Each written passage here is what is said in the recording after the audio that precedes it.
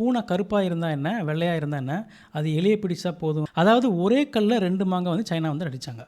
ஆனால் ரொம்ப துரதிருஷ்டவசமாக இந்தியா இந்த பிஆர்ஐ திட்டத்தில் கலந்துக்கல. சீன பொருட்கள் இல்லாமல் ஒன்றுமே செய்ய முடியாது அப்படின்ற ஒரு நிலையை, ஒரு டிபெண்டன்சியை வந்துட்டு உருவாக்குனாங்க. 4 கால் பாய்ச்சலில் ஓடி அமெரிக்காவுக்கும் மற்ற மேற்கு நாடுகளுக்குமே சவால் விடுற நிலைக்கு முன்னேறி வர்றாங்கன்னும், இல்லை பல விஷயங்களில் முன்னேறி அவங்க கண்ணில் எப்படி வந்து விரலை விட்டு ஆட்டுறாங்க அப்படின்றதையும் பார்ப்போம். போன எபிசோடில் உள்கட்டுமானத்தையும் மனித வளத்தையும், அதாவது இன்ஃப்ராஸ்ட்ரக்சர் அண்ட் ஹியூமன் ரிசோர்ஸஸ் ரெண்டையுமே சீன அரசாங்கம் எப்படி திட்டம் போட்டு ரொம்ப அதிகமாகவும் வேகமாகவும் முன்னேற்றினாங்கன்னு பார்த்தோம். இந்த எபிசோடில் உற்பத்தி துறை வேகமாக வளரவும், நாடு செழிப்பாக மாற எப்படி சப்ளை செயின் அண்ட் லாஜிஸ்டிக்ஸில் ஒரு பெரிய புரட்சியை பண்ணாங்கன்னு பார்ப்போம். வணக்கம், நான் உங்கள் கணேஷ் அருணாடன். நீங்கள் பார்த்து கொண்டிருப்பது மிஸ்டர் உலகம், புவிசார் அரசியலை, அதாவது ஜியோ பாலிட்டிக்ஸை ஆழமாக அலசுகிற முதல் தமிழ் சேனல்.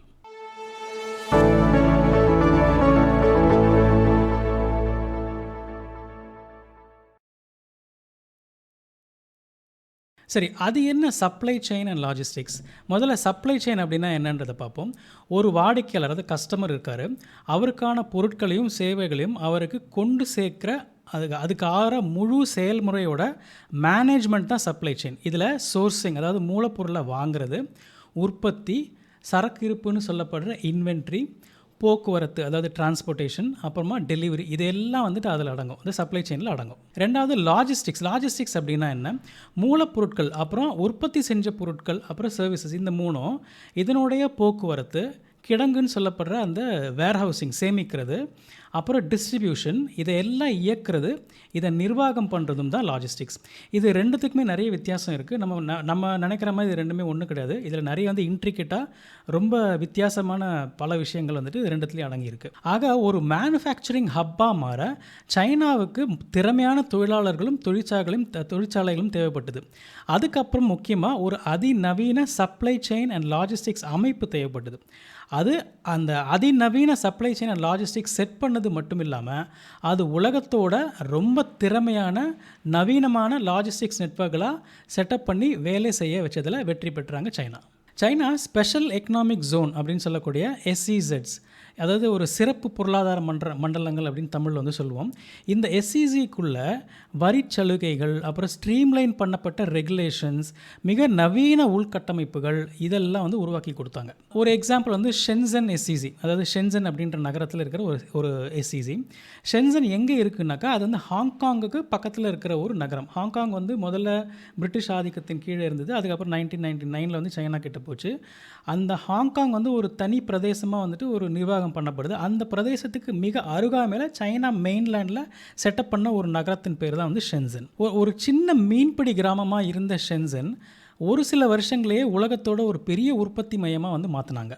அப்புறம் இதை சொல்லாமல் இருக்க முடியாது. அது என்ன அப்படின்னு கேட்டிங்கன்னா, சைனாவோட BRI இனிஷியேட்டிவ்னு சொல்லப்படுற பெல்ட் அண்ட் ரோட் இனிஷியேட்டிவ். அவங்க உள்நாட்டில் செஞ்ச இந்த கட்டுமான சாதனையை வெளிநாடுகளுக்கு ஒரு பிஸ்னஸாக செய்ய திட்டம் போட்டு நிறைவேற்றின பிளான் அப்படின்னு சொன்னாலும், அது மட்டுமே இல்லாமல் அவங்களோட வளர்ச்சிக்கு ரொம்ப அதிகமான அளவில் வந்து கை கொடுக்கின்ற ஒரு பிளான் அப்படின்னு கூட சொல்லலாம். இந்த பெல்ட் அண்ட் ரோட் இனிஷியேட்டிவ், இது வந்து முயற்சி வந்துட்டு 2013 வந்து தொடங்கினாங்க.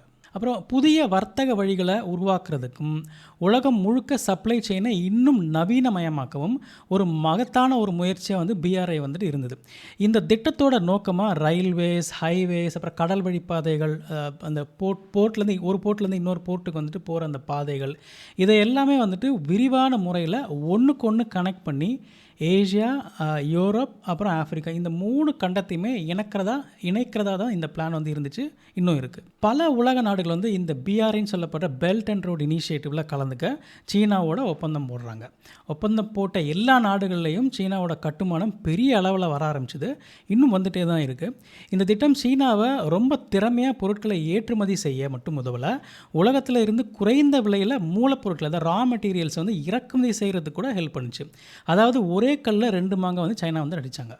இன்னும் குறிப்பாக சொல்லணும் அப்படின்னா, ஆப்பிரிக்க நாடுகளில் வந்து வளம் ரொம்ப அதிகம், இயற்கையாக கிடைக்கக்கூடிய இந்த ரா மெட்டீரியல்ஸ் வந்து ரொம்ப அதிகம். இந்த ஆப்பிரிக்க நாடுகள் மிகப்பெரிய அளவில் இந்த BRIனால் வந்து பயனடைஞ்சிது. இதனால தான் சீனா மேலே பல ஆப்பிரிக்க நாடுகள் மத்தியில் ஒரு நல்ல பேர் இருக்குது. இது எல்லாமே வந்து சீனா தன்னை ஒரு சாஃப்ட் பவராக ப்ரொஜெக்ட் பண்ணிக்க, ஒரு நிலைநிறுத்திக்க ரொம்ப உதவியாக இருந்துச்சு. BRI பற்றி ஒரு தனி வீடியோவே கொஞ்ச நாள் கழித்து இதே சைனா சீரீஸில் போடுறேன். ஆனா ரொம்ப துரதிர்ஷ்டவசமா இந்தியா இந்த பிஆர்ஐ திட்டத்தில கலந்துக்கல. என்ன கேட்டா பர்சனலா நான் வந்து இந்தியா வந்துட்டு இந்த திட்டத்தில வந்து கலந்துக்காதது வந்து ஓரளவுக்கு நமக்கு நஷ்டம் அப்படின்னு தான் நான் சொல்வேன். ஆனா இது உண்மையிலேயே லாபமா, நஷ்டமான்னு இன்னும் சில வருஷங்கள்ல போக போக தெரியும். பட் என்னோட பர்சனல் லெவல்ல இது வந்து நம்மளுக்கு ஒரு பெரிய நஷ்டம் அப்படின்னு தான் சொல்லலாம். ஏன்னு கேட்டிங்கனாக்கா, சுத்தி இருக்கிற எல்லா ஏஷியன் நாடுகளுமே, சுத்தி இருக்கிற எல்லா ஆப்பிரிக்கன் நாடுகளுமே வந்து இந்த திட்டத்தில வந்து கலந்துக்கிட்டாங்க. அது மட்டும் இல்லாம கிழக்கு ஐரோப்பிய நாடுகள், பல மேற்கு ஐரோப்பிய நாடுகள் கூட இந்த திட்டத்தில இருக்கிறாங்க அப்படின்றதுல இது ரொம்ப ஆச்சரியமான ஒரு விஷயம்.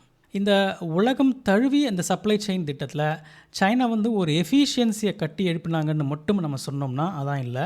எஃபிஷியன்சியோட கூட சேர்ந்து நாங்கள் இதில் கிங்னு ஒரு டாமினன்ஸ் ஃபேக்டரியும் சேர்ந்து எழுப்பினாங்க. இப்படி அவங்க பல வருஷமாக இதையெல்லாம் ஒன்று ஒன்றா பார்த்து பார்த்து செயல்படுத்தினாங்க. எந்த நாடுகள்லாம் முக்கியம்னு நினச்சாங்களோ அந்த நாடுகள் கூட எல்லாம் ஒப்பந்தம் போட்டாங்க. சில நாடுகளில் சில பல கட்டுமானங்களை வந்துட்டு ஃப்ரீயாக கூட செஞ்சு கொடுத்தாங்க அப்படின்னா பார்த்துக்கோங்களேன். இப்படியெல்லாம் வந்து பல வருஷங்கள் செஞ்சதால் உலகத்தோட பல நாடுகள் சீன பொருட்கள் இல்லாமல் ஒன்றுமே செய்ய முடியாது அப்படின்ற ஒரு நிலையை, ஒரு டிபெண்டன்சியை வந்துட்டு உருவாக்குனாங்க. இது சைனாவுக்கு மிகப்பெரிய அளவில் பொருளாதார வலிமையும் கூட, அப்புறம் புவிசார் அரசியலில் அது ஒரு மிகப்பெரிய சக்தி அப்படின்ற ஒரு பிம்பத்தை இப்போ வந்து கொடுத்துருக்கு. பெரிய அளவில் அதோட மதிப்பையும் பல நாடுகள் மத்தியில் உயர்த்தியிருக்கு அப்படின்னு கூட சொல்லலாம். சரி, இதெல்லாம் வந்து எங்கே இருந்து ஆரம்பிச்சது? அதுதான் கொஞ்சம் சுவாரஸ்யமான விஷயம். உலகம் முழுக்க கம்யூனிசம் வந்து வீழ்ச்சி அடைஞ்சு பல கம்யூனிஸ்ட் நாடுகள் அந்த கம்யூனிச தத்துவத்தை தூக்கி போட்டு மக்களாட்சி முறைக்கு மாறினதுக்கு அப்புறம் தான் சீனா சுதாரித்து மார்க்கெட் எக்கானமின்னு சொல்லப்படுற சந்தை பொருளாதாரத்தை தழுவினாங்க அப்படின்னு பல பேர் நினச்சிட்டு இருக்காங்க. ஆனால் அதான் இல்லை. 1989 பெர்லின் சுவர், கிழக்கும் மேற்கு ஜெர்மனியும் அதை பிரித்த அந்த பெர்லின் சுவர் வந்துட்டு விழுந்தது, இடிச்சிட்டாங்க. அதுக்கு பிறகு 2 ஜெர்மனி வந்து ஒன்றா இணைஞ்சது. அதுதான் வந்து கம்யூனிஸ்ட்டுக்கு கிடைத்த முதல் அடி.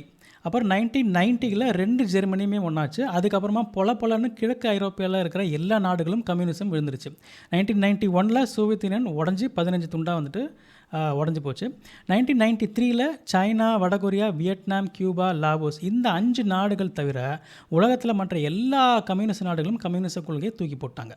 ஆனால் இதெல்லாம் நடக்கிறதுக்கு ஏறக்குறைய 10 வருஷத்துக்கு முன்னாடி, அதாவது 1978லேயே சைனாவோட அப்போது தலைவரான டெங் ஜியோபிங் இவர் வந்து பொருளாதார சீர்திருத்தத்தை கொண்டு வந்துட்டார். அதாவது அந்த கம்யூனிச தத்துவத்தை வந்து லேசாக ஆளுகைன்னு இல்லாமல் இந்த மார்க்கெட் எக்கானமி வந்து கொஞ்சமாக வந்து கொண்டு வந்ததில் ஒரு பெரிய பங்காற்றினார் அவர்.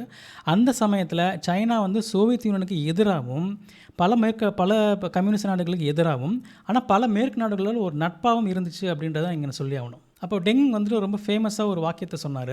அது என்னென்னா, பூனை கருப்பாக இருந்தால் என்ன, வெள்ளையாக இருந்தால் என்ன, அது எலியை பிடிச்சா போதும் அப்படின்னு சொன்னார். அப்படின்னா என்ன அர்த்தம்னா, அதாவது நாட்டை ஆள்றதுல மட்டும் கம்யூனிஸ்ட் கொள்கையை வச்சுக்கிட்டு நாடு வளர்ச்சியில் ஓப்பன் மார்க்கெட் கேபிட்டலிசம், அதாவது முதலாளித்துவ கொள்கையை தழுவிக்கிட்டாங்க.